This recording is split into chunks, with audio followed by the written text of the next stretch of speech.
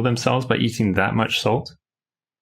I honestly have never seen anything that would ever indicate that. And just to give you an example of why that's probably never going to be the case, right? Is one, for the last 8,000 years, we've consumed a much higher salt diet than we do today because we never had refrigerators to preserve our food. So everything was laced with salt. So even in Sweden, estimates in the 1600s show that they consumed on average about up to 100 grams of salt per day. And we only consume about 8 grams. So it goes to show you how much salt a human being can handle. And so there's been studies that have tested your exact question. How much salt can our kidneys actually handle? And if we are a healthy patient population, they've given up to 86 grams of salt completely just comes right out in the kidneys, no issues. I mean, I'm sure they could have kept going higher and higher. So honestly, to overconsume salt, unless you have some crazy kidney issue where you're somehow unable to excrete salt. And people don't understand that most kidney issues cause damage to your ability to reabsorb salt. Most kidney issues, you're actually losing salt via the kidneys. So polycystic kidney disease is an example, glomerulonephritis, pyelonephritis, tubulointerstitial nephritis, which can actually be caused by over-consuming too much sugar, can actually lead to salt depletion from the kidney. So there's very few cases where you would be able to over-consume salt where it would actually just slowly accumulate and lead to your death. And what's funny is hypernatremia, which is way less prevalent than hyponatremia, is associated with a much less higher risk of mortality versus hyponatremia, which goes to show you again that we should be worrying about low sodium in the blood much more than high sodium in the blood because it's very rare and the consequences of high sodium in the blood are much less than low sodium levels in the blood. Yeah. So maybe I think sometimes the general population might realize that, you don't have people rushing through A&E or emergency departments because they've eaten too much salt. But right. You would definitely see people who are so low in salt and they've been admitted because they've fallen over, because they're dizzy, or there's been a symptom of being so low in salt. Yeah, no, that's a great point. So up to 42% of people in the emergency room are coming in with low sodium levels in the blood. And most of them are actually, if it's the emergency room, are due to gastrointestinal losses. Whether someone has had a really bad bout of diarrhea, whether someone has Crohn's or ulcerative colitis or celiacs, they have damage to their intestine, there's wasting a bunch of salt. It's a very common issue. So I love it, just the idea that we've been told to take salt out of our diet because it can create blood pressure, supposed blood pressure issues. But it always comes back to, again, that, our kidneys are able to excrete the salt. But then do the low salt advocates say, no, but if you have too much salt, it raises your blood pressure, which damages your kidneys, because that's one of the biggest damages of kidneys. And then that creates a problem. But we're not seeing that cycle. Right. In fact, like in the book, I say that actually eating a high salt diet can be a relief on the kidneys because 60% of their work every day is reabsorbing the 3.5 pounds of salt they filter. So it requires ATP, a tremendous amount of energy. It's 60 to 70% of the basal metabolic rate of the kidneys is simply just reabsorbing all the salt that they're filtering. So they can let more salt just pass freely and not have to reabsorb it if you're eating more salt.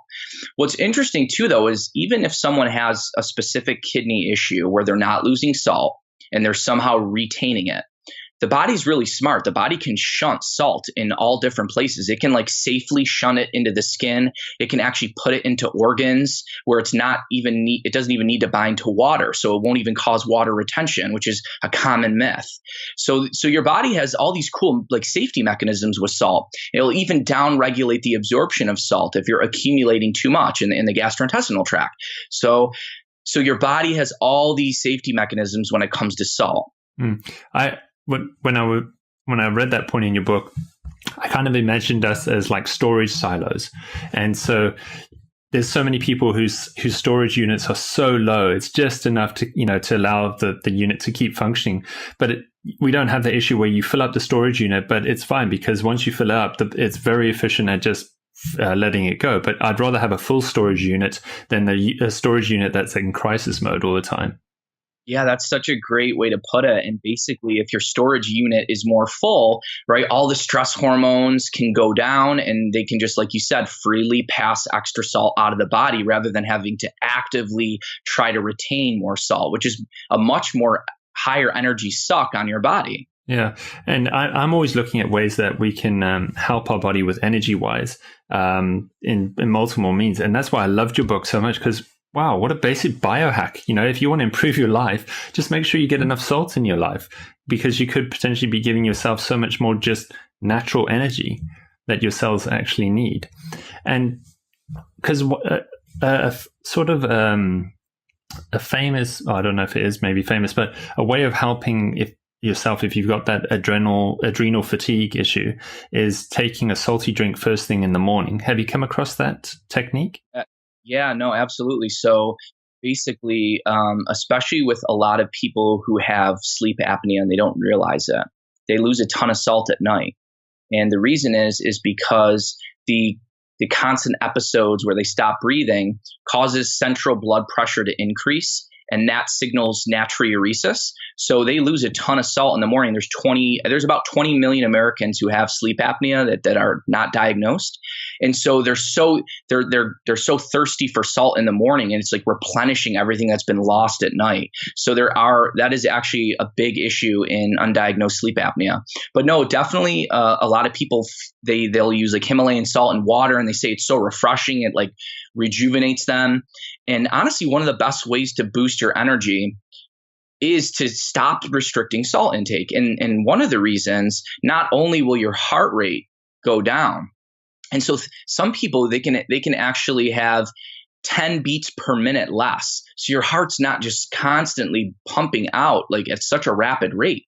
And that's so great, right? Like if we can lower our heart rates, that can potentially even extend our lives, because some people actually believe that we have a set amount of, heartbeats for our life. And if we can lower our heart rate, that potentially could, extend our lives. And salt is one of the best ways to do that. But what's really cool about salt is if you cut your salt intake to what all the guidelines actually tell you to do, which is less than 2,300 milligrams. Even if you hit the very high end of it, there was one study where patients consumed 2,200 milligrams of sodium, and they were exercising about a half hour to an hour a day, and they were in negative sodium balance. So they said the body was pulling sodium from the bone to maintain normal blood sodium levels. But the osteoclasts, they're not smart enough to say, I'm only going to pull sodium. They were also pulling magnesium and calcium from the bone on the low salt diet.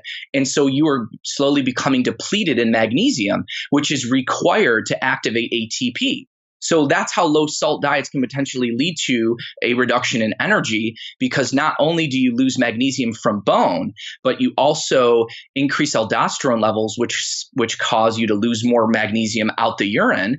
And you also sweat more magnesium out. So the body will actually reduce salt levels in your sweat to compensate for the low sodium intake, and they'll push out more magnesium. So like low salt is like a triple threat on your magnesium status. And most people don't realize that ATP is not activated unless it's bound to magnesium. So ATP is really magnesium ATP, and that's your energy. So low salt equals low magnesium, which equals low energy.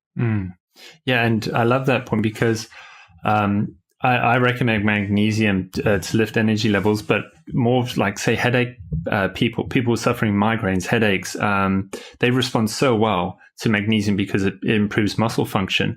But I've never really thought about also asking, are you making sure you get enough salt? Because it's the foundation nutrient. Make sure you have enough salt. So if you do take a magnesium supplement, I can only imagine it amplifies the magnesium supplement, because you've got enough of the salt foundation there. Yeah, it's kind of crazy how like not getting enough of one nutrient like salt can cause your body to start stripping itself and excreting more of another nutrient. So when I learned that honestly was a really eye-opening learning experience for me when I came across that.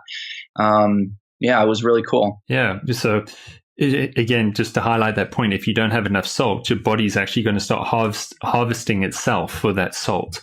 And you don't want that. You want to fill that silo unit again. You want to get your storage units up. So